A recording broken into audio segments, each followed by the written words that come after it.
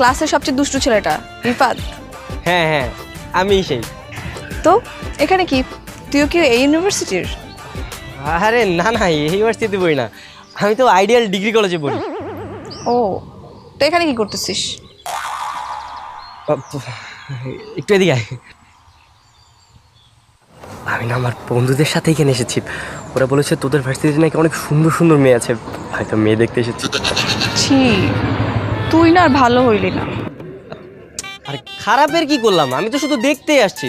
আর এটা কি কোনো খারাপ কাজ নাকি? হ্যাঁ, আমি তো কাউকে বিরক্ত করছি না। ঠিক আছে, দেখতে থাক, ভালো করে দেখ, কাউকে পছন্দ হলে বলিস, সেটিং করিয়ে দিব। আচ্ছা ঠিক আছে, চল তাহলে। কোথায় যাব? আরে এতদিন পরে দেখা হয়েছে, একটু ঘুরে ঘুরে করবো না?